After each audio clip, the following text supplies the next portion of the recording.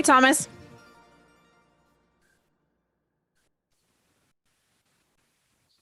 Wait for it. Wait for it. Hi, Timothy. Hi, Jason. How are you? Okay, I'm keeping busy. The weather's been kind of crappy, so that's got me down a little bit. But apart from that, I'm still alive. You guys got some wind and some rain? Yeah, it's very changeable. When you try, when you want to do something, and then it starts raining, and then it stops raining. You start doing it again, and it starts raining again. That kind of weather, Ah, yeah. A chain yank. annoying, annoying. Yeah. Well, we're on episode 44, if that makes you feel any better. 44. It's a magic number too. Yep. Sure is. Hey everyone, live on Facebook today. We appreciate having you all there. Glenn, that's awesome that you're eating cheese to this. I like it. I definitely approve. And Kimberly, glad to hear that your anesthesia wore off just in time to watch this. So glad to have you all tuning in live. And thank you to all of our new Patreon supporters. We had a number of you sign up this last week, and we greatly appreciate that. We've got some projects in the works here, a very big one in the works with the Atlantis film. We put that photo there on the Instagram and Facebook page and in the group today, that beautiful picture of Thomas there in the video editing software. So just a little taste of what's to come for the big Atlantis film. And so, yeah, here we are on episode 44. We're coming up almost to 51 episodes of a year. Here, we'll be doing that real soon, starting around less than a month from now. So I'll turn it over to Timothy for the first story. Almost to our 1 year anniversary. That's so exciting. Okay, here we go. Thieves returned the statue stolen from the temple because they began to be haunted by nightmares. A group of thieves who stole several sacred statues from a temple in India soon recovered almost everything they stole. They admitted that they did this because after the crime, they began to be haunted by terrible dreams. According to the Times of India, this very strange incident took place in the village of Turaha, Uttar Pradesh. Last week, a group of unidentified men broke into a local temple dedicated to the deity Balaji and stole 16 figurines of deities from it, as well as silver jewelry weighing in at 15 kilograms. According to the priest, the crime was aggravated by the fact that the temple is about 300 years old and all the sculptures were very expensive and revered. Fortunately, only 6 days after the incident, most of the figurines were returned because it seems that supernatural forces intervened.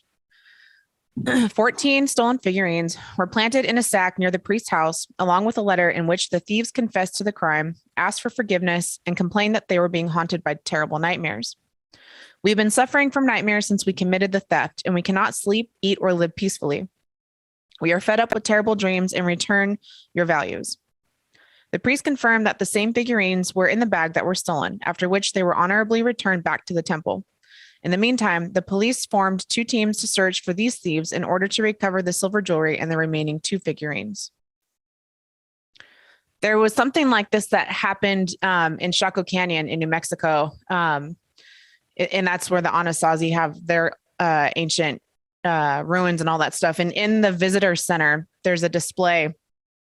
And there's signs all over the place there at that park that say, there's still ancient shards of pottery that you can find in different artifacts.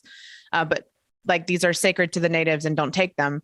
And in the visitor center, they have a huge glass case with a bunch of stuff that was stolen by some tourists. This was several years ago, maybe even back in the 90s when this happened, with the handwritten letter that they had sent back with the pieces of pottery and other things that they had found. Telling the story about it was tragedy after tragedy. As soon as they left the park, like I want to say their van that they were traveling caught on fire. Someone got really sick. They were robbed. Just a whole litany of things that had happened. And then as soon as they sent everything back, it all resolved. Yeah, there's lots of stories like this. There was one that I heard as a kid. I read about it in a haunted, like one of these Haunted Ireland books. And it was the dean, former dean of Christchurch Cathedral. Someone in America was looked in the crypt and had a hammer with a small hammer, and they chipped away a piece of 1,000-year-old sarcophagus. I don't know, like the stone things they build they put knights in. It was actually Strongbow, who was like a very famous Norman leader. He was actually extremely famous here, and years and years later, the guy got a piece of stone in the mail, in the post, and he had been told that this guy had stolen it, and his life had been destroyed ever since. He was a successful businessman, happily married, had everything he wanted, and literally everything fell apart from him. He lost his business, he lost his wife, he lost his family, and he was left destroyed. And he was convinced that having taken a piece of the statue, or the frieze, or whatever it's called, the sarcophagus, is what did it. And it's a disgusting thing to do, actually. You know, it's just so unethical. Inishmurray, the island here, has an ancient monastic site that goes back to pre-Christian times. And there used to be balling stones, which are cursing stones. They used to just sit there, and they were there for 1,000 years. And you can't go to the island now. You used to be able to go casually take a boat over to the island. Now you're banned from going to the island because some asshole went over there and took the balling stones and put them in his pocket. And this is, you know, it just takes one idiot. But you'll probably hear stories of him being, especially if they were cursing stones, of him being affected. But I just can't believe people that low, that they would sink that low. But also any kind of religious statue is worth a lot of money. So there are thieves who go around stealing them from Catholic churches and everything. Stories like this one and the ones you guys are telling remind me of that the haunted doll story we had on about a month ago or so, and the idea that, in my opinion, that there are more entities than there are physical bodies on the planet. And I know, Thomas, you've spoken before about the Brahmins who've said, like, almost the inverse of that there are more like physical meat bodies on the planet than there are beings to inhabit them. But I think on the say again? Humans, right. Yeah. But I would say that there are more living entities out there that exist than there are bodies for them to inhabit. And sometimes these entities, like I said before, will take on a piece of artwork or a sculpture as a body, as a vessel to inhabit, either temporarily or over time, that we in human bodies would conceive to be an incredibly long time. But to them, you know, without the kind of time scale that we're living in with a body, it's not that long amount of time. So these kind of entities that could inhabit a statue may be in there for what we would perceive as eons, but to them, they might not be in those statues for very long. But I think that's what goes on, is anything that's imbued with the sense of value and something that's been had a lot of attention put onto it, like a religious icon kind of statue, where there's been all that tremendous amount of psychic charge poured into that statue from its heyday, from whenever it existed, where it was being used, or in a temple, right? Or there's been a spell of protection put onto it. A object like that would be an ideal home for one of these entities to exist, especially if it's, like Timothy just said, a protected item through some sort of spell. But that's what this reminds me of, and I think there's just a tremendous amount of living entities out there that pop around into different forms. Sometimes they get into animals, sometimes they take over humans. But yeah, as far as human beings go, to go back to what Thomas was saying, yeah, there's a lot more meat puppets walking around than there are human beings driving bodies around. You know, there's a lot of if we just want to say automatons or automata out there where it's a human nervous system. Yeah. The what? Golems, really. Golems. Yep. Automaton. Golems. What you were saying about the spirit inside the statues, that's what the iconoclasts believe. That's why they smashed up all the pagan statues of the classical world. And why, you know, you only have heads or arms or busts or torsos for the most part. If they are found whole, it's because they were fished out of the River Tiber. They were thrown over into the river, or they were dug up after pagans had buried them to protect them. But Michelangelo is interesting. When he was it was actually even shown in the film, The Agony and the Ecstasy. He would say, like, you know, Moses is inside this piece of Carrara marble. And he says, how do you know? He's just in there. I just released him from the marble in his form. And it makes you wonder if he was referring to an actual kind of a spirit in the shape of Moses or something in there, you know, or whatever he took it from. You know, just that supernatural ability he had to resolve a form. Like, I look at the statue of David, it's actually gigantic. And it does have that kind of entity vibe about it, the way its eyes look and everything. As amazing as the execution of the work is, it does have that. I could definitely see why the iconoclasts were spooked by them. Yeah, and it reminds me of stories too of people who've had automobiles or aircraft that they name, and it's like they have an entity that goes with them between every single vehicle that they own, and it's like that entity reincarnates from the one car to the next car to the next car to the next car, and people have like a string of luck almost of a whether it's a like a servitor, I guess, that's created, like someone creates inadvertently by naming their first car something, they create that servitor, which is some sort of, would be like a manufactured entity that ends up looking after that car and keeping that vehicle in good working order. And then once that person sells that car, or the car crashes and they get their next vehicle, that same entity, that same servitor that they manufactured comes over to the next vehicle. And, there's stuff like that with, going back to, World War I, World War II aircrafts, and the pinup girls that were painted on the nose artwork of World War II aircraft in particular. And Thomas, I know you've talked about that on maybe one or two times on different Vons back in the day. They're like sigils almost. Yeah, with the artwork.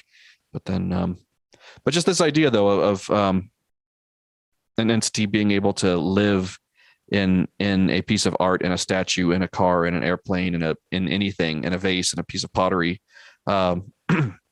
I see what you're saying, Thomas, about the iconoclast destroying them, because to them that would be some sort of something unholy to them. So if they somehow became privy to the fact that there were entities living in these statues, they wouldn't want anything having to do with that, right? Because they're the monotheistic type. So anything that's not of their god would be considered evil, right? So they probably would have gotten horrified by something like that if they were somehow aware that there were actually entities living in some of that artwork. And I do worry about a lot of the stuff here. There's like, I can think off the top of my head 5 or 6 things that a couple of strong guys could pick up and put into the back of a truck and drive away with. And I'm talking like pre-Christian stuff, like there's a swastika up the road that's pre-Christian on a stone that could easily be picked up by a couple of guys. There's a few shield and Greeks around the country that are literally just sitting on a wall that one person could pick up and drive away with. And then on Boa Island, there's the lusty man and the Lundy and the two-headed Janus figure. That could be easily stolen as well. I do worry about some of these things. In this country, we have a history of these sites are literally considered sacred sites. But our society is changing, and you're going to get people who will actually see them as something they can steal, And there will be a time I said they should never be put in a museum.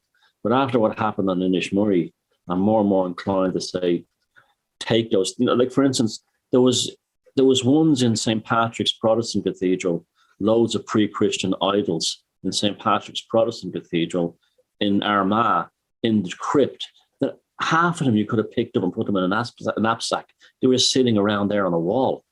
There's a lot of this kind of thing goes on. I really do worry that this kind of thievery is going to happen in the future. People who have no roots in the culture are just like ones that are here or atheists and stuff like that will just, are criminally minded, will just steal them. I really do.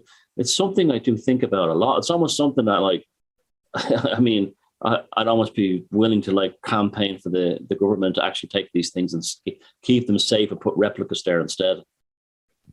Yeah, that would be the best thing to do. Put them in a museum, no matter how terrible that actually sounds, to have them on display, or gallery, not a museum, but a gallery, someplace where it's for the public to come in and appreciate and still have life put into them. Something a little bit more dynamic than something as static as a museum sometimes. But off the top of my head, I could just name a dozen that I'm actually genuinely worried about. So that's how fragile our history can be, And, so may the gods strike down anyone who touches these things, regardless of where they are, what culture they represent. I think it's absolutely evil. And I'm glad the Hindu gods, put their wrath upon those profane idiots over there. Wow. Okay. All right. Theory suggesting that we travel to parallel universes when we're dreaming. We have long been fascinated by the concept of dreaming and what they may reveal. With many different theories ranging from psychic glimpses into our future to a glimpse at our innermost thoughts and desires, scientists are more interested than ever in understanding the phenomenon. Every night, humans have an average of 6 to 10 dreams. A few minutes after being awoken, these dreams are usually forgotten. However, what if there's actual meaning to the dreams that would make them more lucrative to remember? Have you ever experienced a dream that was so real and lifelike that you felt like you were literally there in the moment? You can feel the breeze on your face, smell the fresh cut grass, or taste the food that touched your lips. These realistic dreams feel like much more than just a creation of our imagination. A new science-based theory might actually reveal this to be true. Modern science, as well as Native American tribes and Mexican nations, believe that we, or at least our consciousness, visits a parallel universe when we're dreaming. This would explain why humans can dream in color and can sense with all 5 feelings what's happening within the dream. It all starts with the existence of the multiverse, the idea that our universe isn't the only one out there, and in fact, it is just one of many. Within each of these universes is a new reality, one that, while similar to our own, is altered in some way by the decisions that we've made. This is a concept that scientists have entertained and explored for many years. However, a controversial 2010 study revealed evidence that there may actually be other universes in existence. Consider the last major decision you made in your life. Maybe you moved to a new town for your dream job. In a parallel universe, another version of you may exist that chose instead to stay in your hometown and pass on the job. This one change in your narrative then creates a ripple effect, changing every area of your life from that moment on. If you have ever dreamt of your life, but it appeared to be a little different, maybe you were living in a different house or a different town, you were working a different job, or you find yourself involved with a different partner. What you may actually be experiencing at that moment is a glimpse at your life in a parallel reality. The dream itself feels so real as if you're actually standing there because in fact, it is real. It's just in an alternate world. This is the life that the alternate you has created. People often have a recurring dream about a place they never visited or even heard of. Perhaps such dreams are glimpses from what one experienced in a parallel universe. Sometimes people dream about events that have not happened yet but will take place in the future. Such dreams could also be incoming images from an alternate world where you are living in a different life.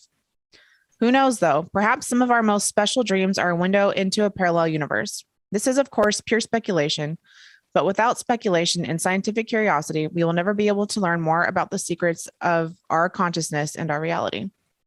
So can some of our dreams be glimpses of events taking place in an alternate reality or a parallel universe? If our dreams are, in fact, a glimpse into an alternate life, can we use them to explore these worlds? Are we no longer limited to just our own universe? Much further study is required, but this may be the start of some incredible discoveries for the future.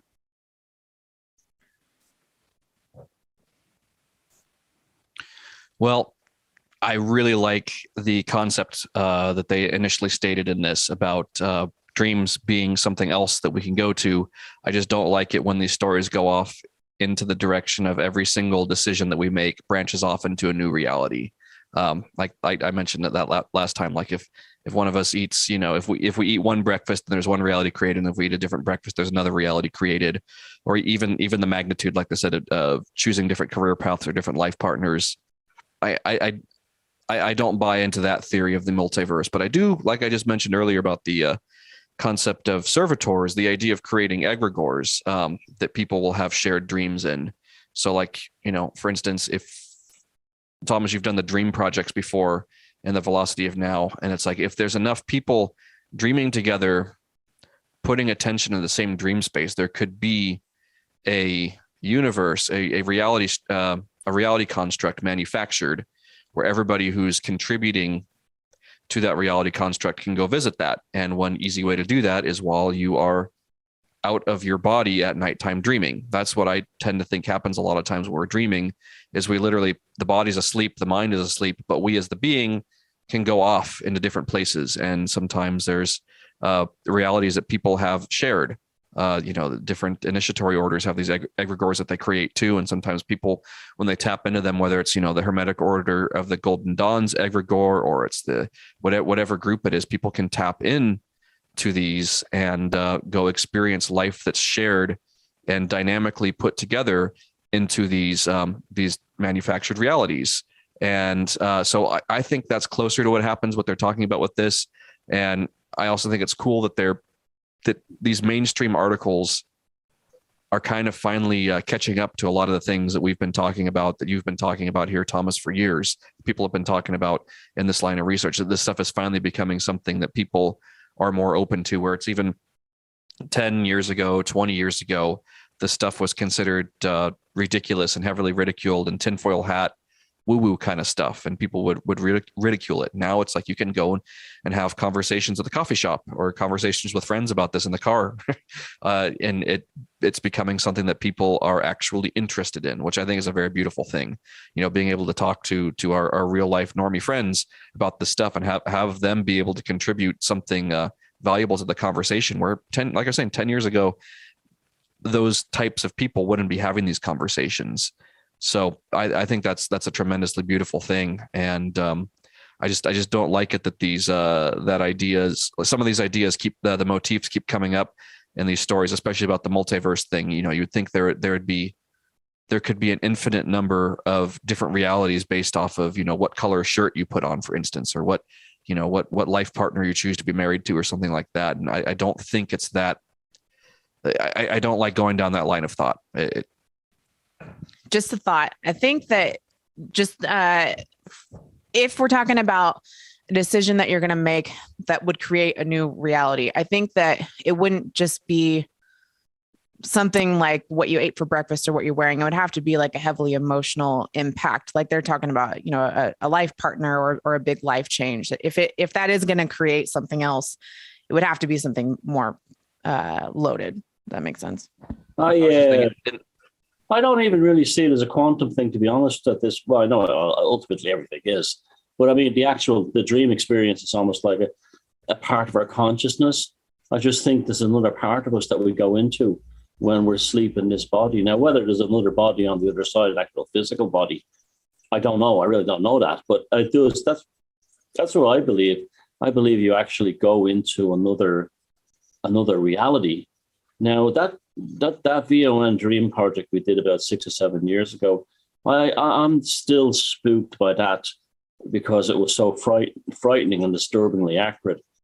I wonder if that's why I stopped, because I wasn't sure if it was dream, prophecy, or conjuration, because I didn't want this, because some pretty bad things were dreamt about and then they kind of happened in real life. So I wasn't sure about that one. But I definitely do believe that you do go into another world. You know, it doesn't even have to be this quantum multiverse thing. It could just be another part of your consciousness. And it seems to me that when you go into this world, it's almost like the turtles on the beach when they come out of the eggs and they run for the beach are at the most vulnerable. When they go from living in sand to living in the sea, the seagulls can get them. That seems to be when the entities seem to attack people, like these sleep paralysis demons and these night hag events seem to be happening on the cusp of sleep. They seem to happen so it seems to be that when you're traveling from this waking consciousness that we're experiencing right now into the sleeping consciousness, that you're vulnerable at that point. And that's why you have these sleep paralysis demons at that point. So, I mean, I don't even think of them. When I think of dreaming and sleeping, and REM sleep, I don't even think of things like the multiverse and stuff like that. I just think of another part of your consciousness. Yeah, it's real interesting what you're saying about the that in-between phase being vulnerable. It goes along with what I was saying a couple of weeks ago when I made the video about the in-between lives area, where you're in between incarnations. And it's just like, you know, when you're on, you know, if we got a coin and there's two sides of the coin, when you're on that edge of the coin between heads and tails, you know, you're at that vulnerable position. And, you know, in between incarnations, you know, there's all kinds of things, traps that have been set there. And so I would imagine there's all kinds of stuff that lives there too.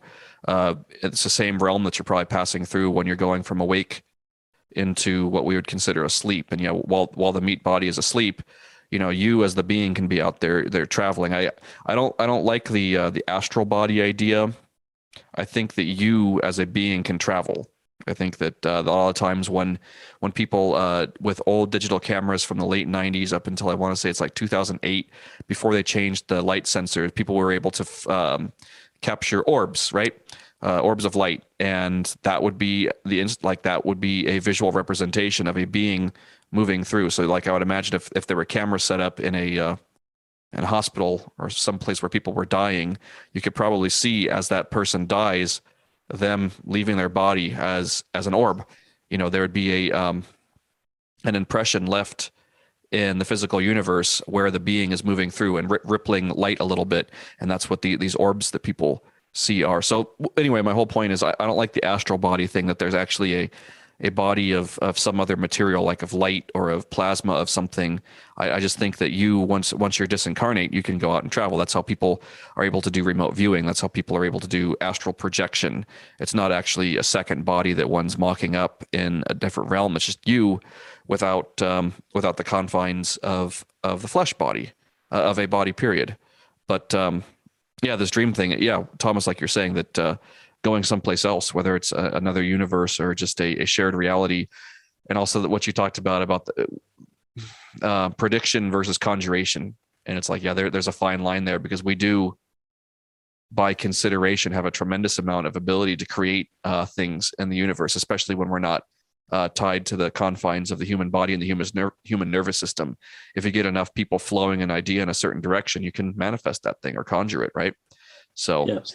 yeah, it's a tricky one to play around with. I also believe that other people's feelings towards you manifest inside that dream world, their real life feelings towards you. Because many years ago, I threw someone out of my life, and they hated me. This is, just like you're talking about 20 years ago nearly. And I just had enough of them, and I didn't want to deal with them anymore. And I kept having dreams of them trying to get me. No, they won't get me back.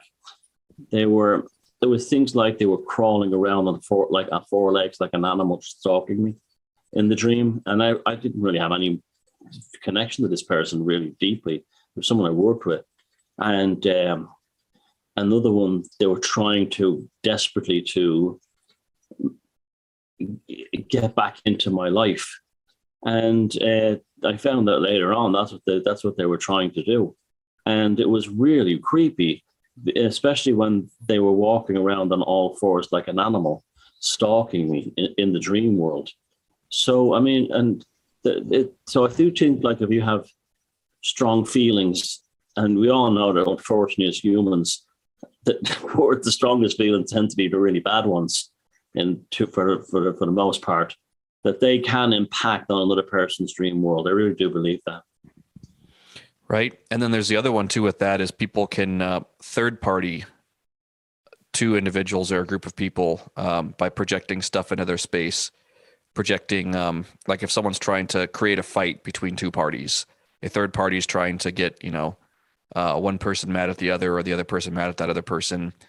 They can project mental image pictures into someone's space and start, pinning two people against each other that never had a problem with each other. Like the whole jealousy thing, like whether it's someone's upset because, they ended up with the girl that guy wanted, or the guy that girl wanted, they can end up projecting some nastiness into that space there. And that can show up in dreams sometimes too, with the kind of mental pictures that someone's projecting into space like that. It's like we talked about before with like the prayer thing. When people are praying for someone, it's like there's this projection of psychic material being cast into someone's space. It's like, whoa, I don't want all that stuff in my space. I don't want those mental pictures projected into my psychic field. It's like, if you hold on to a thought hard enough and really put a lot of intention into mocking it up, some people have more of an ability than others to do that. It's like that thing, with the Reddit thing about some people can't hear their own internal monologue. It's like there's people out there who can't imagine a chihuahua running across green grass and eating a hot dog. Like some people, like I can just make that picture in my mind of a little chihuahua running over to a hot dog and eating it. Some people, like, they can get the concept of a chihuahua on grass eating a hot dog, but they can't see in their mind a little dog. So it's like the same thing can be done. You can imagine anything and put enough thought and weight behind that thought, and then take that and project that into someone else's space. I guess I'm talking about black magic right now and giving people how to do it, but don't do this. But yeah, people can do that thing and project that mental image picture into someone else's space. And I think that there are dark forces here that do that kind of thing. So what I'm getting at is sometimes we can have stuff projected into our space that's from a third party like that. People, these dark sorcerers can put thoughts into people's minds that aren't their own. And that's kind of, the whole hypnotism thing too. Stage hypnotism is one thing. And then there's kind of the old Chinese and old Indian style hypnotism, which works in a different way without the mesmerization, without the trance state induced. And then, the hypnotist is projecting thought forms or mental image pictures into the person who's hypnotized space. Yeah, it's funny. I used to think that I was able to switch people off like a switch. Like, if they fucked me around or something like that, I could just switch them off like a switch. And I now believe that that's only possible in the waking world. That it does come into the dream world. It's the weirdest thing. So it's like the switch can't be switched off in there or something like that. So it's very strange, But I do think dreams are important. I think they're very important. And I think that people don't value them enough, or they value them in a very twee way. Like, they get these dream meaning books and they think, oh, I dreamt about this last night, I'm going to come into some money. When they don't realize that it's an ongoing narrative that lasts for a long time. But they do predict the future. There's absolutely no doubt about that. And they do, they don't send warnings as much as they send cautionary tales, almost allegories to you. Because that's how your subconscious mind reads them, because your subconscious mind exists from the time before there was writing or language. So that's how it communicates. Interesting enough, if you read about alien abduction stories, when they take them to the spaceships, they say that some performance was given to them. They don't talk. It's almost like a performance is given. That's very similar to a dream. Yeah, it's like communion, right? Whitley Strieber's Communion, kind of. Yeah. I had a dream like this too, that was prescient in that way, that the thing that was in my dream literally the next day occurred. It was like I was dreaming about this person I served with, and then the next day I literally saw someone who looked enough like them in the scenario that was in my dream. But it's like I said before, mine are always terribly mundane. Like I've said before, like I've had a dream about coins, and then I'll be like washing laundry and shaking out a pair of shorts, and there goes, those coins fall on the floor that I dreamed about in the night before. So that it's a lot of my prescient dreams are never very, in the short term, very meaningful, but it's just little glimpses into something that happens, 6, 8, 10, 12 hours later, and, approximate something that's going to happen in the next day. And erotic dreams are very strange as well. I remember once having an erotic dream with a woman I had to deal with, like, just on a casual sense. I wasn't even attracted to her really. And I couldn't face her the next day. I was so embarrassed. And it was just like, you're like, well, what part of me invented this thing, invented that? It's very strange. Like it was someone I barely even knew or didn't even really notice much, or I definitely didn't think about them being attracted to them or anything like that. But it was just the next day, it was like extremely embarrassing for me. And there's a part of you wonders, did she dream that last night too or something? But I don't think so. It's just so strange, the whole thing, Yeah, that'd be an awkward conversation to have at work the next day. So I didn't say nothing, but I was still very, very embarrassed. It was just very strange. Yeah. When you were younger and you got off at the Christmas party with someone out of the office, and then you're like, oh, Jesus, I do not want to see them after Christmas. It was like that. Yeah. Need to go to all these Christmas parties. Yeah. Well, this one actually this story segues nicely into this next one. Not that story. Not that story. Okay. Hag attacks, the terror in the night. The sun is set, and after a long day, you lay down for a good night's sleep. Sometime later, you wake up. There is an unseen source of pressure concentrated on your chest. With every breath, the weight gradually increases and your fear swells. Your eyes search, darting from left to right, as a shadow emerges from a dark corner of your room. The phantom shape resembles that of a human wearing a black cloak. Your heart beats faster and faster as the dark mass comes closer. A purple hue emanates from around the creature, and a noise that sounds like rushing air fills your ears. The sound becomes deafening. Instinctively, the flight response hits and your body attempts to move away from the danger, but you're paralyzed. You move just your eyes to see, and suddenly the menacing, shadowy figure is next to your bed. You try to break free, but to no avail. The unimaginable happens. This form rises from the floor and hovers over you. The weight becomes almost unbearable. A morbidly formed face appears from the depths of the shadow's head. Fear takes over, and frantically you attempt to scream again and again, but no sound escapes your lips. The shadow hangs over you for an eternity, then disappears. The room falls silent, and you find that you can breathe and move again. Everything in your room is as it should be. The invader left no physical trace of the encounter. Your limbs have gone limp. There is no strength left in you. Remarkably, your eyes seem to close on their own, and you lay down, exhausted from the ordeal, and succumb to sleep. This may sound extraordinary and even far-fetched, but the events depicted above are very real, at least to the people who experience them. This phenomenon is called a hag attack. Now you are asking yourself, what kind of entity could do such a thing? The answer to that question would be a psychic vampire. This term is a bit broad, though. A few different types of energy-feeding vampires are clumped together under one title. To clarify, a psychic vampire can be a living person who is fully aware of their actions, or someone that is completely unaware of what they are doing. And then there is the non-living, etherical psychic vampire, which we will cover a little later. Individuals who are unintentionally feeding on aura energy are usually close friends or relatives of their victims. Attacks of this manner occur when someone close to the victim becomes ill or is unable to replenish their own energies because of some biological abnormality. Many states that the face that first appears to them is that of a loved one before morphing into something horrifying. A theoretical explanation for this is that fear causes a severe and instant flare of an individual's aura, thus releasing the sustenance a psychic vampire is after. These are vampires who consciously do not realize that they are doing it. The other kind of psychic vampire, the non-living variety, is said to be the most dangerous, mainly because these entities theoretically need to consume living energy in order to sustain their ethereal body and have been known to attack the same victims on multiple occasions. Some accounts specify multiple events in a single month.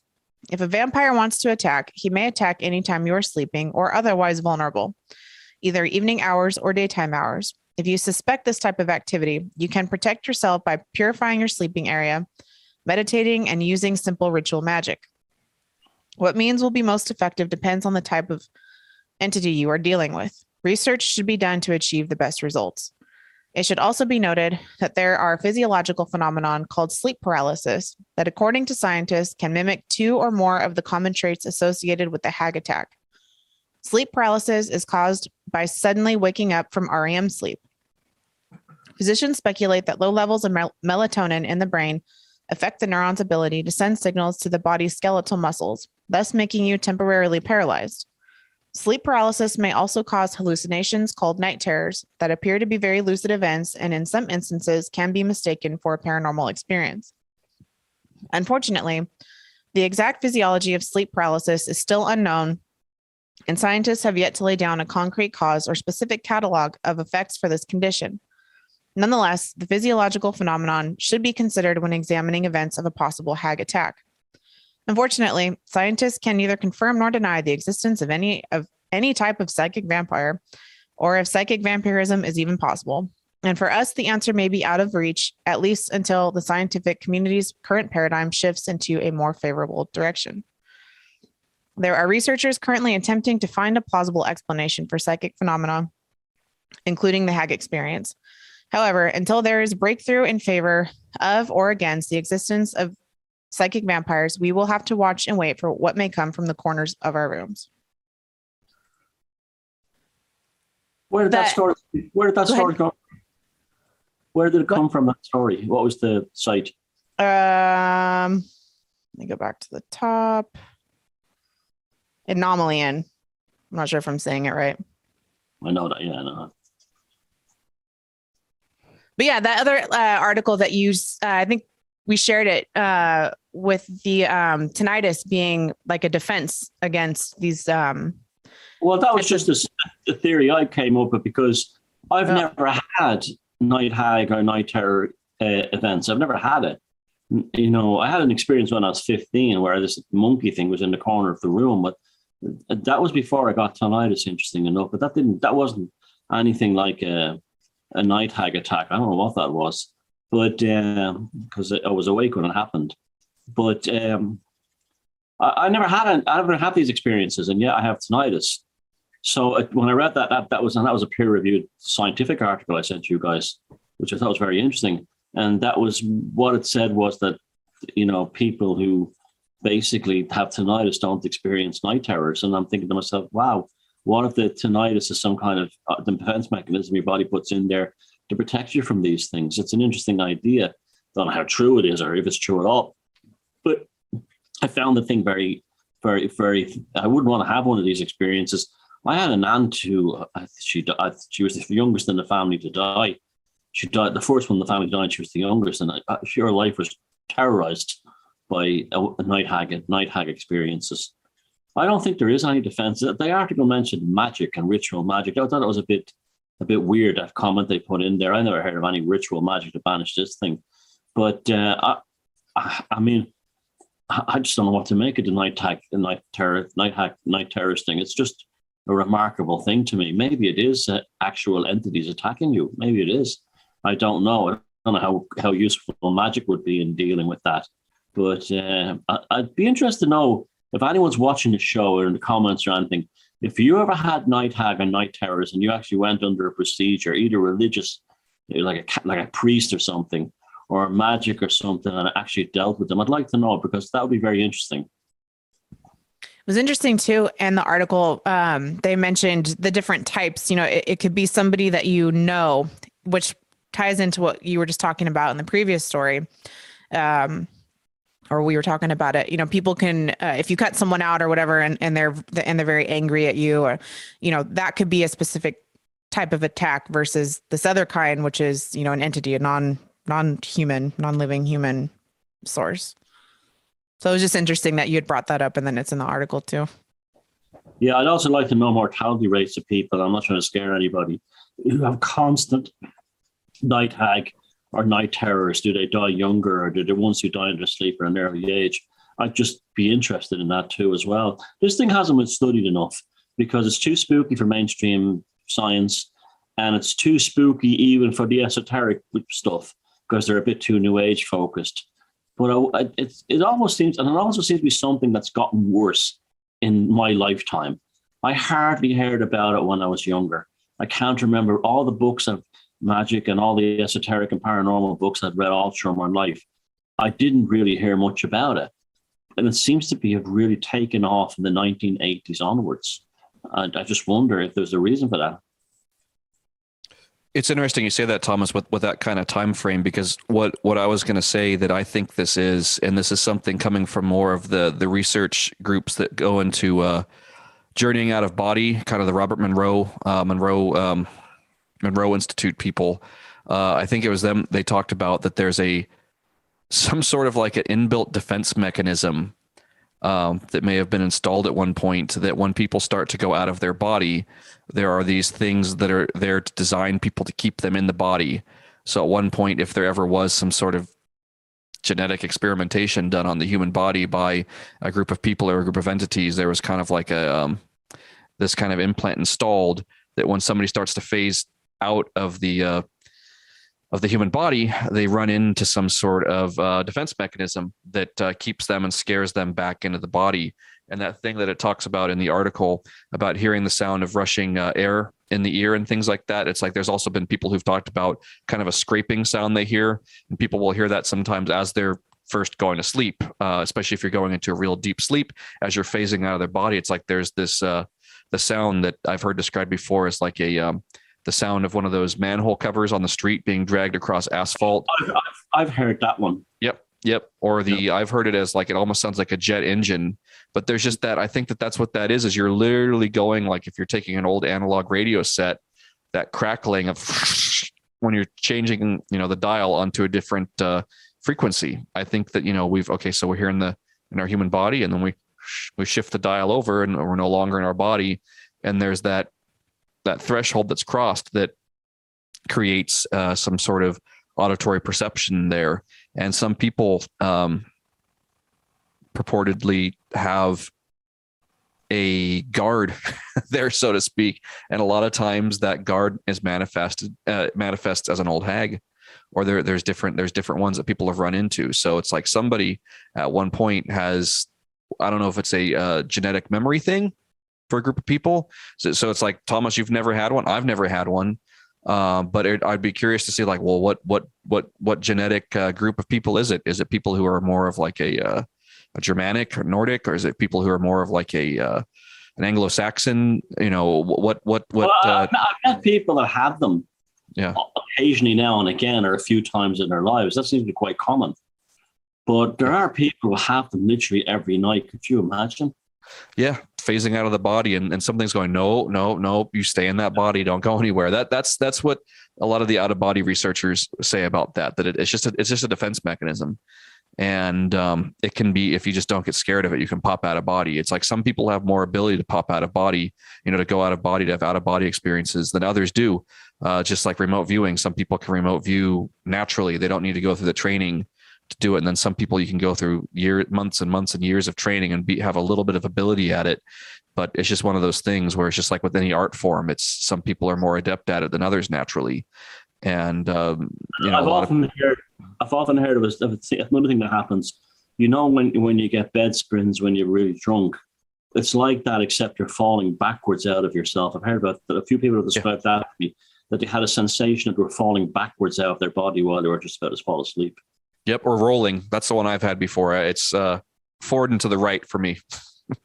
Going, when I start to feel like I'm phasing out of body, it's like this weird sensation. But I had it once while I was driving on the highway. I was coming back from a gig in Tacoma, driving to Olympia in my truck, and I was in a really good place. And then I had that feeling.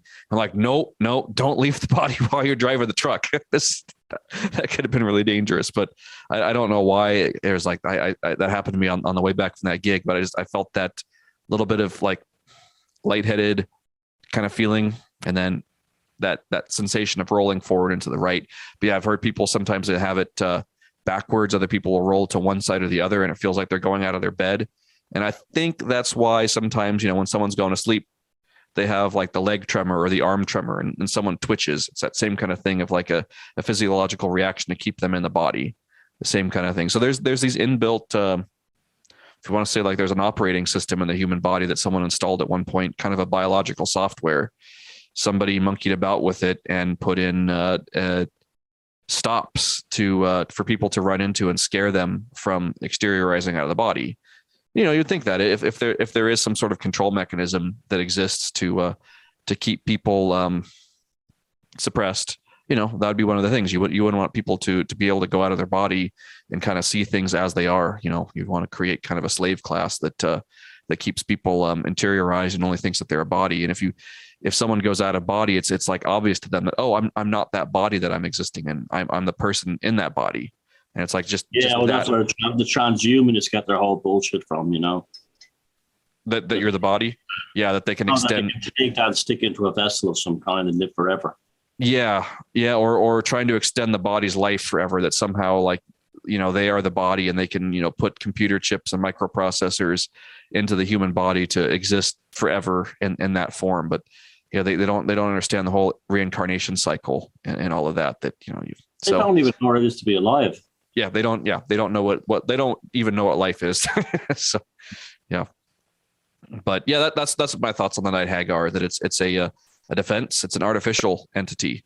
I was talking about artificial entities earlier too, that it's something put in place to keep people from going out of body. I've never run into a night hag before. I've had kind of scary things happen. I don't want to either.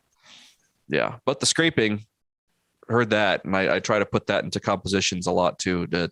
In my music, I put that sound in there as an effect to try to duplicate it the best that I can. Okay, it's psychic weather time. Okay. Is it bad? Is it great? Are you happy? Are you irate? The weekend psychic weather.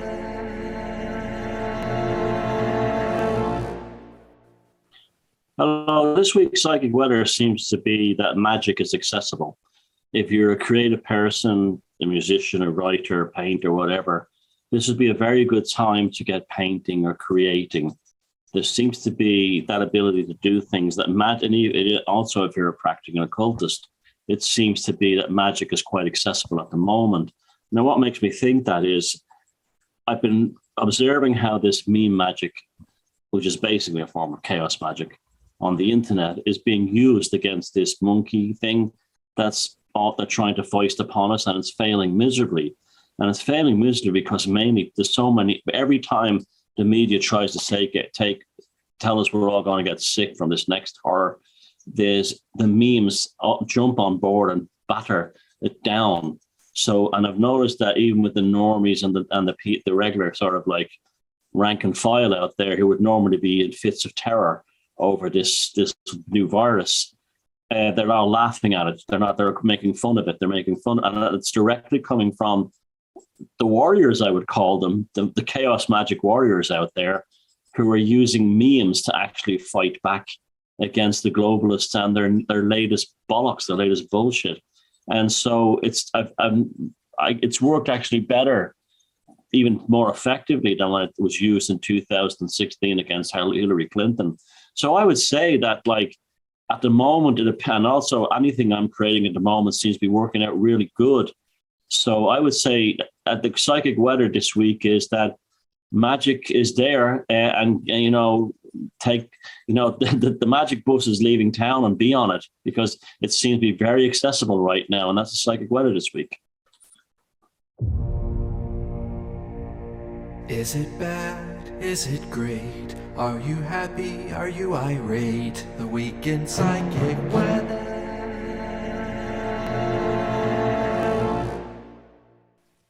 Thank you. That was great. We've been doing a lot of creative stuff over here, and even getting Escher in on a lot of that stuff. And just his little 7-year-old creative self is always kind of there anyways, but it's even gotten bigger and better for him too. And he's doing all kinds of cool things and having a blast, and just, it's a great time to be alive, even with all this bullshit. It's great. Well, you'll find that creativity and magic going hand in hand. If you look at very creative times like the 1960s, you would see like that you had like that whole explosion in pop music in Britain in the 1960s went hand in hand with the occult revival that was happening at the same time. So you often find that like periods of great, like you had Renaissance, the magic thing was very big, and you know, so on. So whenever you have periods of high magic, you also have periods of high creativity, because they're basically the same thing at the end of the day. So that seems to, we seem to be getting I won't say an era of that, but we're definitely getting a spasm of it. So, you know, jump on it while it's there and take advantage of it. I mean, I'm really amazed by how well the Memetics is working with this new issue that's the globalists trying to foist upon us. And so it just goes to show, like, those of you out there, memes are literally the only way we have to fight back against the globalists, because it's a magical power we can use, and they're completely defenseless against it. Yeah, I completely agree that magic, art, same thing, you know, magic and creativity, the ability to do all that. And as Timothy said, it is a very wonderful time to be alive right now.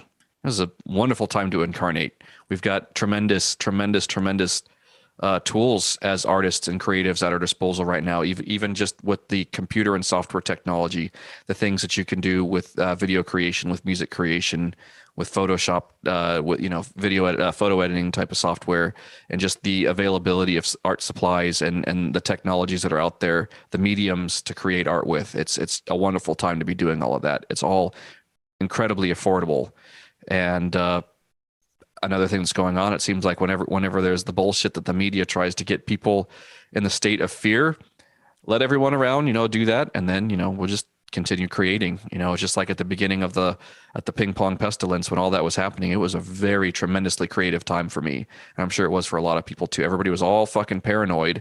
It's like, oh, this is a really good time to work on what I want to work on, you know, and not you know, not feel any of that the weird sensationalism that's going on. Also, it's funny how like magic does. I remember when I first, you know, went to New York and saw the graffiti. The first time I saw that real graffiti all over the subways and everything, And in years to come, I've seen that as sigils. You know, that was like frowned upon. But yeah, every train that goes by now is covered in it all over the world. And it's got to the point now where something that was really frowned upon is no, you know, there was a period where if anyone under the age of 18 wanted to buy a can of spray paint, they would say no because they thought you were going to do the graffiti. But now there are companies like Montana that market hundreds of colors of spray paint, especially for graffiti artists. Now, you tell me that's not magic to take something that was considered really taboo and now to the point where and kids couldn't buy cans of spray paint. And now there's companies that are wanting to sell kids cans of graffiti spray paint. And that to me is like that was a magical thing in itself. All the rolling canvases out there, you know, the automobile carrier cars that we have over here in the US, some of those have some real tremendous works of art on them. And then there's some cool stuff that I was just coming across on Instagram. It's funny that you'd say that, because I think it was either yesterday or the day before I had a bunch of street art like that show up on my Instagram. So you were thinking about it at the same time. It showed up on my Instagram. So, and I wasn't looking at anything like that before. So it showed up over here too.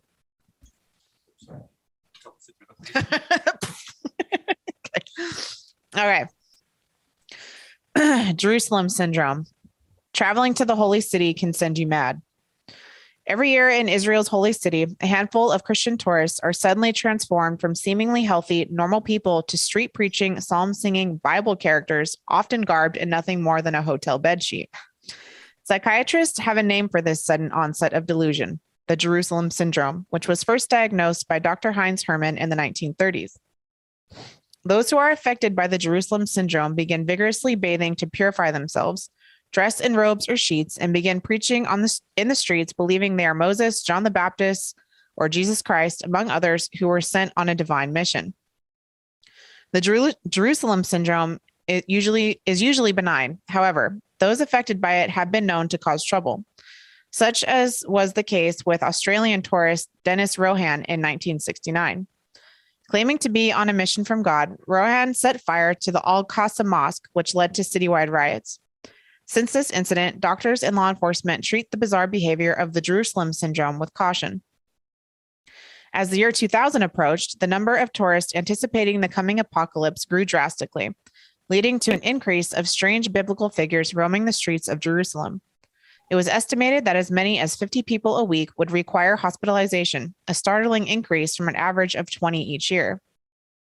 Although the Jerusalem syndrome affects many that have a history of psychiatric problems, many who experience the same delusions are sane, healthy, and successful businessmen, teachers, and other types of professionals.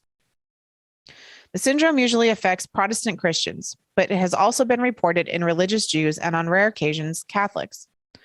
Usually lasting about a week, most can be brought back to reality with help and have no memory of their short-lived biblical persona. The most obvious cause of the Jerusalem syndrome is religious fanaticism. The fact that it only affects Christians and some Jews suggests that subjects are prone to feeling a desire to be called by God and may interpret impressions and feelings that they get from touring the city as an actual godly summons. One of the more controversial theories suggests that the Jerusalem syndrome has been around before Christianity and may have actually contributed to the founding of the religion. This theory suggests that historical Bible figures such as John the Baptist, the apostles, and even Jesus were affected by the syndrome. This, however, does not provide an explanation as to the origins of such phenomenon. I wanted to hear your thoughts on that. Oh, this is a great story. I heard about this years ago, and I saw an interview with the police detective in Jerusalem whose job is to deal with the people that are struck down by it. And he was a really funny guy. And his job basically is to look after them to make sure they're okay and they don't do anything stupid like try to walk off buildings.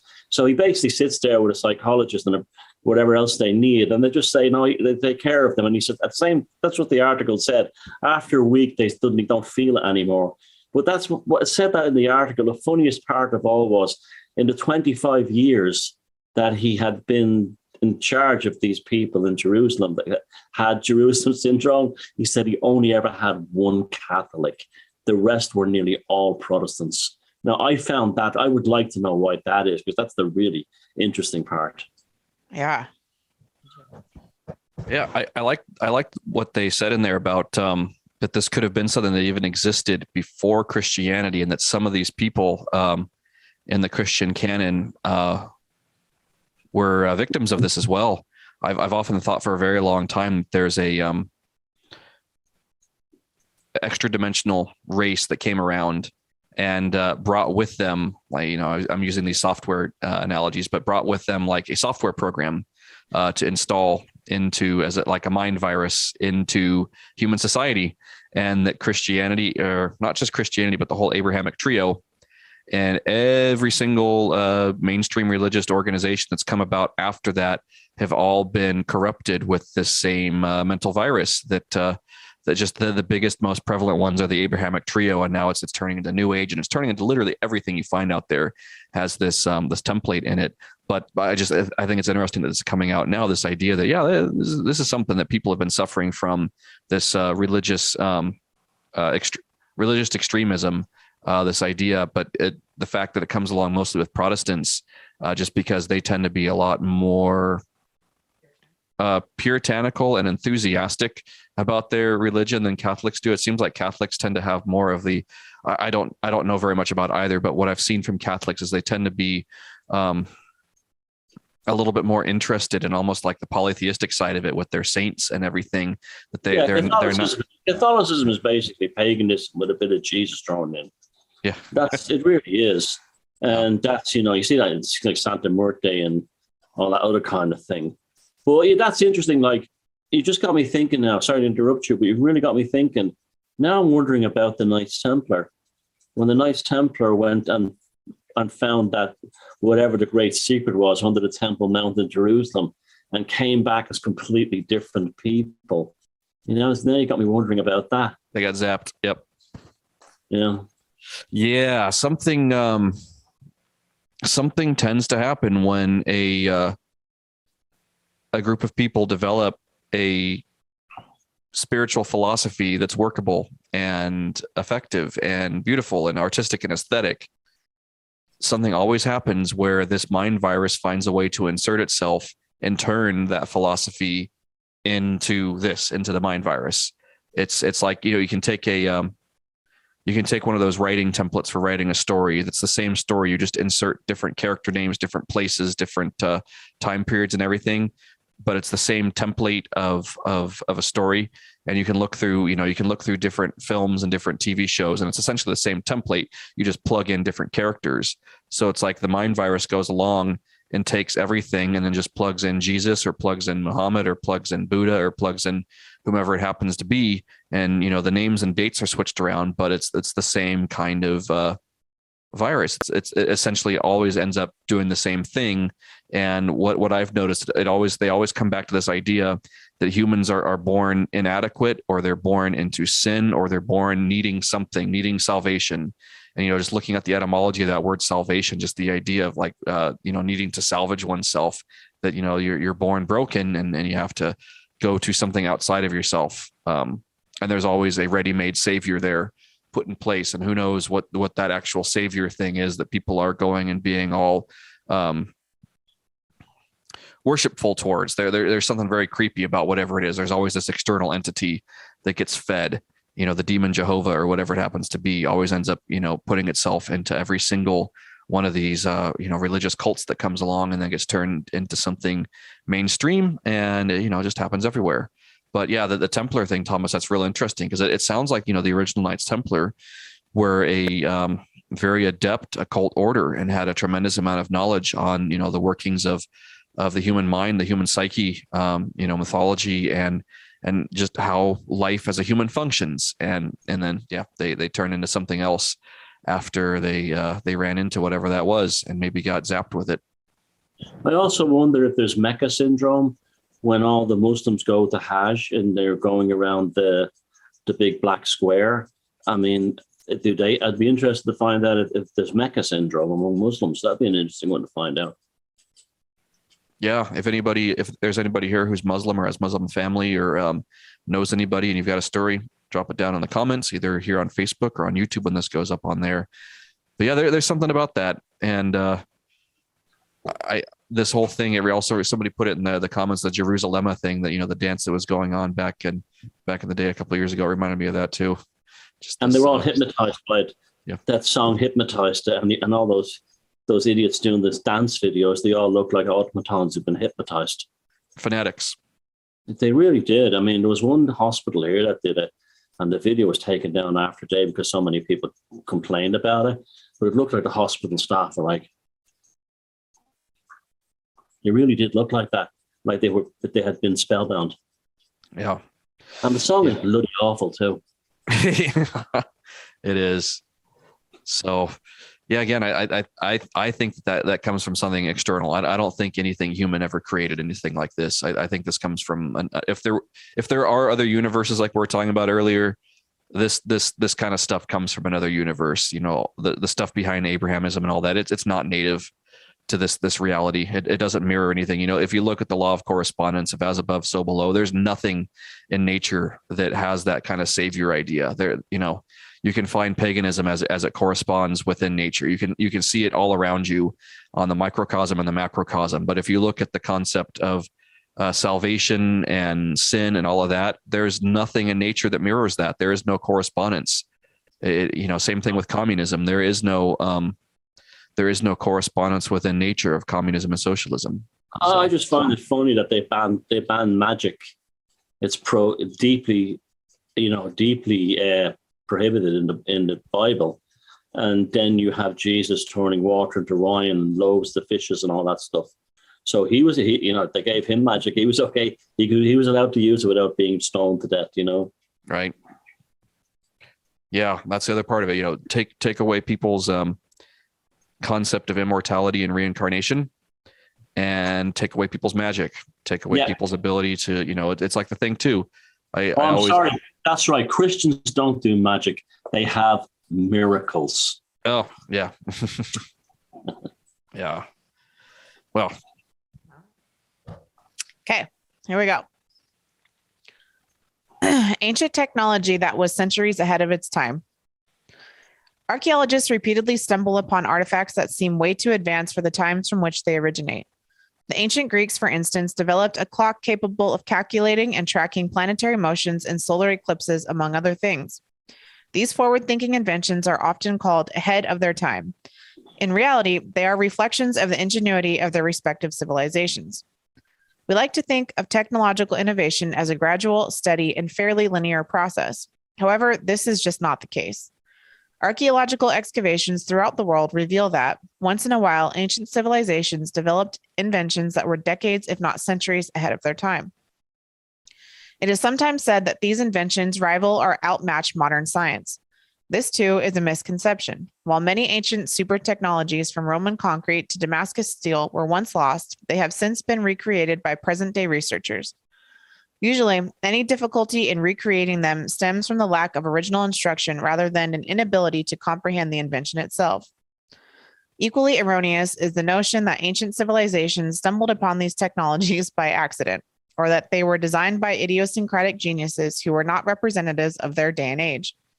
Although many inventors mentioned in this article were indeed considered geniuses, they cannot and should not be separated from their surroundings.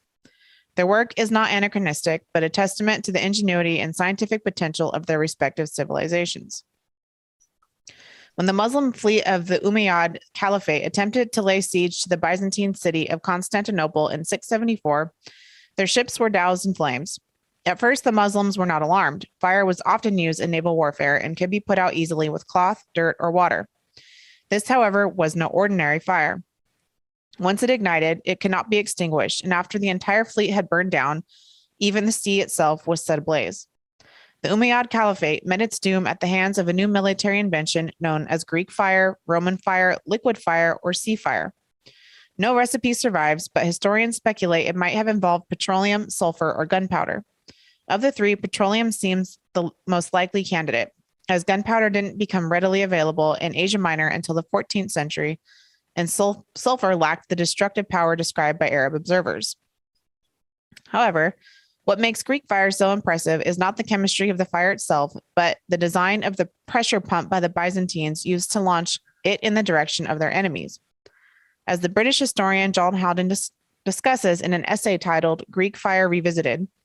Researchers struggle to recreate an historically accurate pump that could have propelled its content far enough to be of any use during naval battles, where enemy ships may be dozens or even hundreds of meters removed from one another. The Antikythera mechanism was found off the coast of Antikythera, a small Greek island located between Kythera and Crete. Its discovery occurred in 1901 when divers in search of sea sponges stumbled upon a deposit of sunken wreckage from classical antiquity. The titular contraption was incomplete and in poor condition, but seemed to have consisted of some 37 bronze gears stored inside a wooden box. Scholars initially speculated that the Antikythera mechanism, which was found to be over 2,200 years old, had functioned as an ancient computer. This hypothesis was written off as being too improbable, only to be reaffirmed by more detailed studies from the 70s. The current consensus holds the mechanism was an horary, a model of the solar system that calculates and tracks celestial time. CT scans reveal the contraption's mind-boggling complexity. A 2021 attempt to replicate the Antikythera mechanism referred to it as a creation of genius, combining cycles from Babylonian astronomy, mathematicians from Plato's Academy, and ancient Greek astronomical theories. It could calculate the ecliptic longitudes, wow, of the moon and sun, the phases of the moon, the synodic phases of the planets, and excluded days from the Metonic calendar and the Olympiad cycle, among a myriad of other things. Damascus steel, swords that will not dull. Damascus steel swords originated in the Middle East during the 9th century and were renowned for their appearance as well as their durability, being multiple times stronger and sharper than the Western swords used during the Crusades. Their name, derived from the Arabic word for water, references not only the Syrian city from which they hailed, but also the flowing pattern that adorns their surface. This pattern was created during a unique forging process where small ingots of wootz steel sourced from India, Sri Lanka, or Iran were melted with charcoal and cooled in an incredibly slow rate. The demand for Damascus steel remained high for centuries, but gradually diminished as swords were replaced with firearms in armed conflicts by the 1850s. By the 1850s, the secrets of its production process appeared to be lost. Interest in the swords was revitalized by C.S. Smith, a metallurgist who worked on the Manhattan Project. Unfortunately, Damascus steel can never be recreated authentically as wootz steel is no longer available. Since the 1960s, however, researchers have tried to develop new forging techniques that achieve similar results. This development is still ongoing. One study from 2018 claims adding small levels of carbide-forming elements is the way to go. All right, well, there you have it. There's loads of stuff like that. The wood steel one shouldn't really be counted in this because that's not really technology. That's just an actual form of mineral that was readily available in India. That's now not available. It's just been mined out completely. That was forged into swords that gave it that pattern. So the Damascus sword shouldn't really be included in this by the author. But one that should be included is the Vikings got the same effect. They didn't get the wood effect, but they got the same effect with that kind of steel using regular steel and on their Ulfert swords.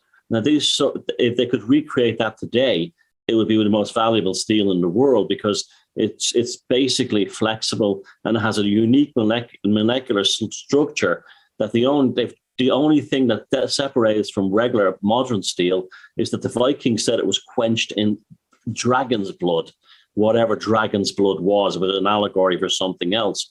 But the Vikings definitely developed an improved form of steel that didn't involve just simply digging it out of the ground and smelting it like the Damascus steel.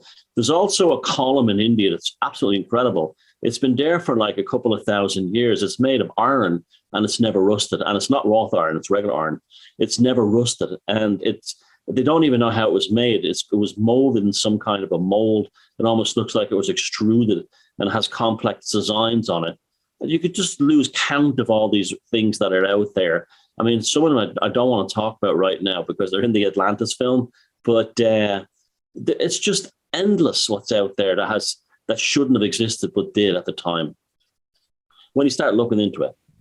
Right. And it always annoys me when the academics and the media get in here and try to put in this time scale that there's nothing advanced in the past, that these are all this is all more primitive stuff, and it's just that all needs to be done away with, that thought process. But it is like we're talking about earlier. It's awesome that more and more people are open to the idea that there were advanced ancient civilizations. That our past goes beyond the biblical time scale. Our past goes beyond all of that. That we do have an ancient legacy that's ours to take. We're part of that lineage. We're part of an ancestral line in that way, and that gives humankind a lot of hope.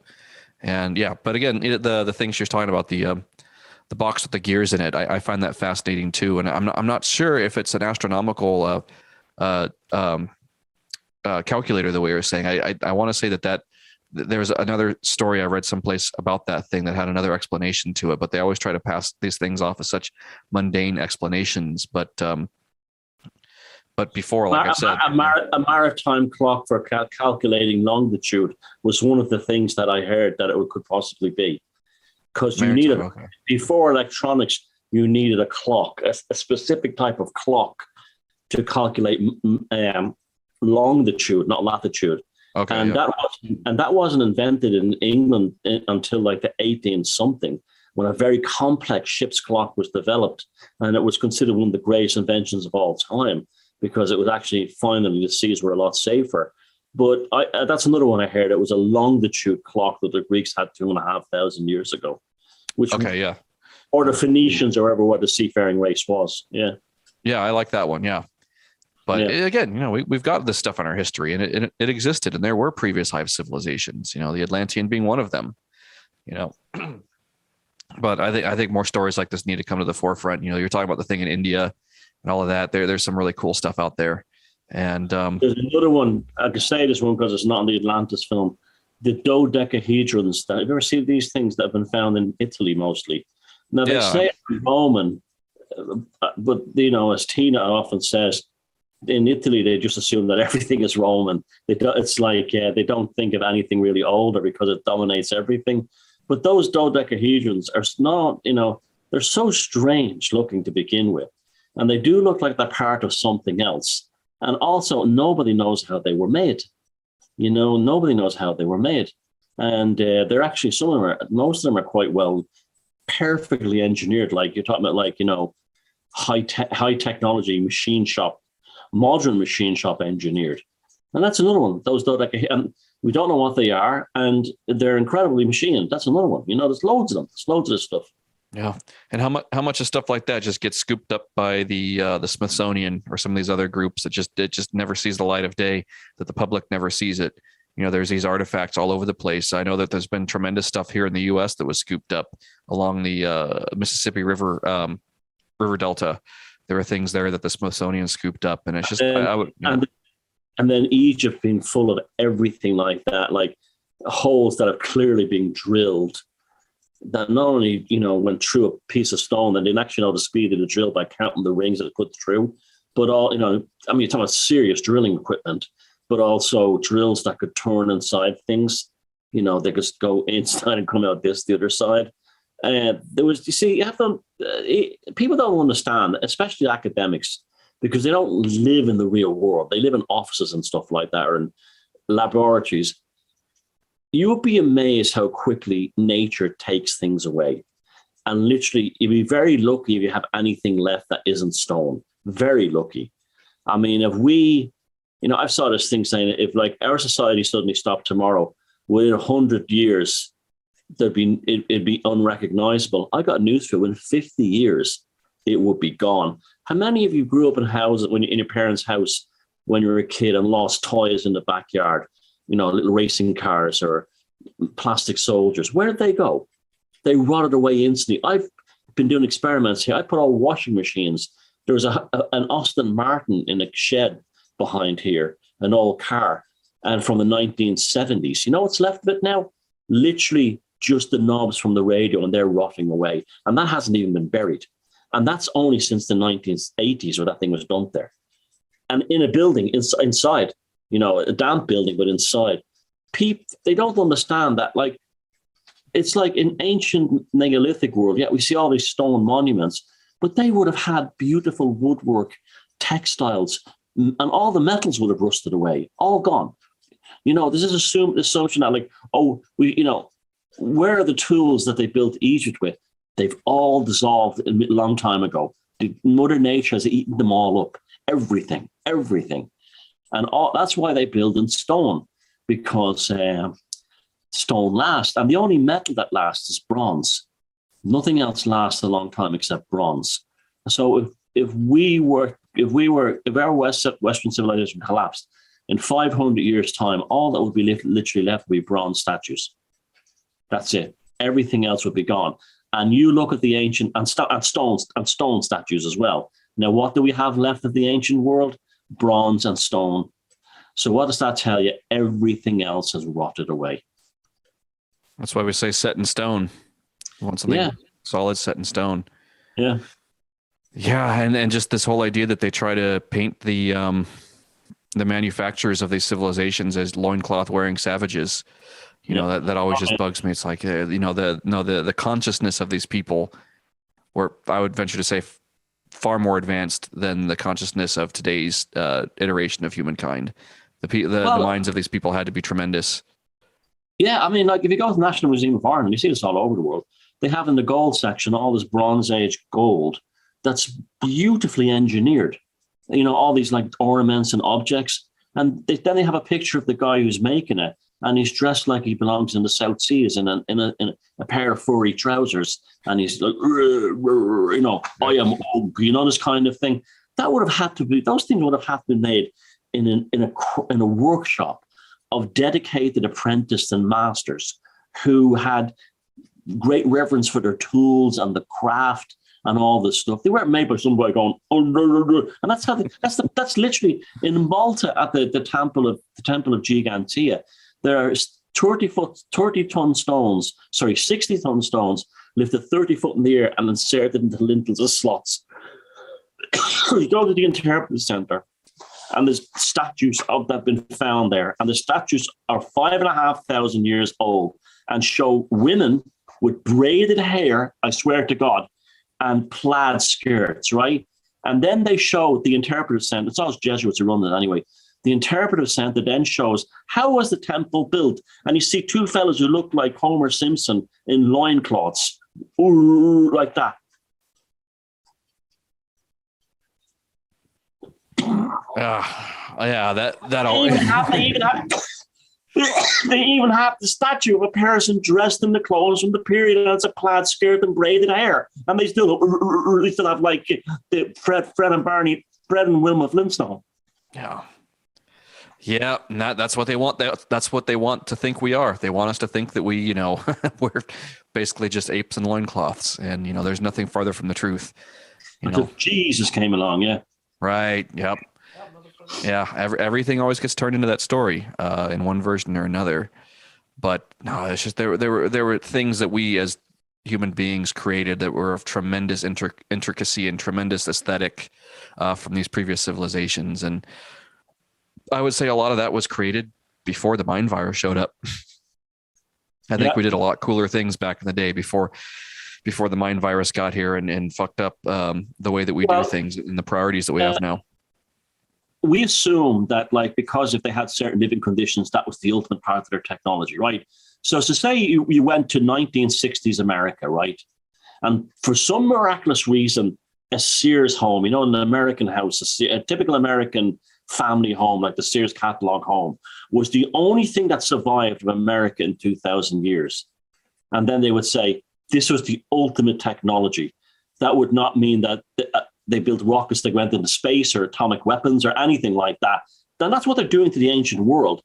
They will find something that they can deem primitive and say this was the ultimate of what they had. And that's it. When reality they could have had all. Well, if you look at the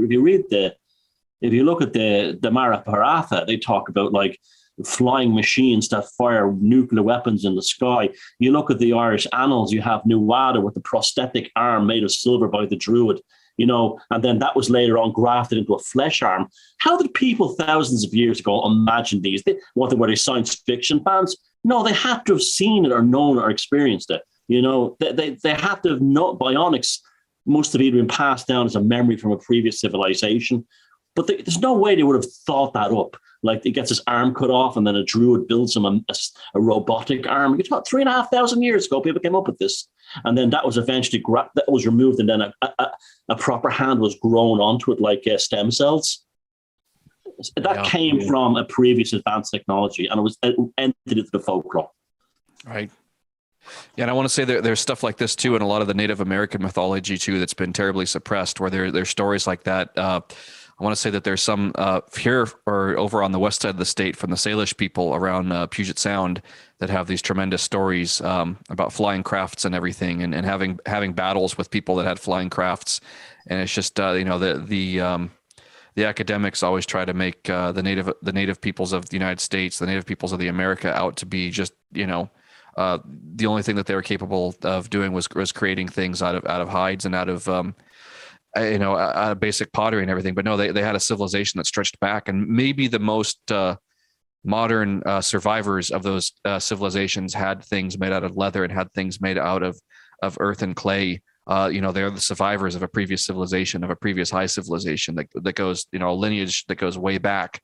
And just because they got wiped out and continued to survive in tribes in a lineage doesn't mean that was the height of their technology, was with leather and clay. It's just, that's what they were able to work with after their civilization fell. There was a technology that they adapted to. And then there's the amazing story from Robert Temple's incredible book, The Mysterious Mystery. How do we explain the Dogon in Western Africa and their knowledge of interplanetary space? Yeah. That was one of the books I read when I was growing up that really did it for me. Okay, history's bullshit. There's a bigger story here. That was a seriously influential book for me. I have a personal Robert Temple story, and you're all going to mock me and laugh me when I tell you. Maria Wheatley was trying to contact me to talk at a conference in England this summer. And me being who I am, she wasn't able to find me because I don't answer emails and stuff like that. And apparently she just thought that I wasn't available. And Robert Temple got the gig instead. So it was like one of my heroes got the gig. So it was kind of like a bittersweet. It kind of made me happy in the end when it got it. But that book, if you haven't read it, The Serious Mystery, is just mind-blowing. The Dogon somehow achieved interplanetary space travel, whether through their minds or something, but they did it. They did it. And we are all capable of it. Yep. Humankind is a lot more marvelous than they would like us to think we are. So. All right. Well, that is a wrap on 44. Thank you, guys. So I'm still recovering a little bit, so I'm a little tired and not quite as talkative still, but I had a great time with you guys as always today. And thank you to everybody over in the comment section. I can't believe we're almost a year into this. Yeah. And this week on the symposium, it'll probably be on Thursday or Friday night, we have a lady called Sifa O'Donovan, who's an expert in Joseph Campbell and the Monomyth and all that kind of stuff. And she's going to be talking to myself and Jason. So look out for that on the BR313 symposium at the end of the week. All right. Thank you, everyone. And we'll see you next week for episode 45 of The Week in Strange. Good night, everyone. Bye-bye.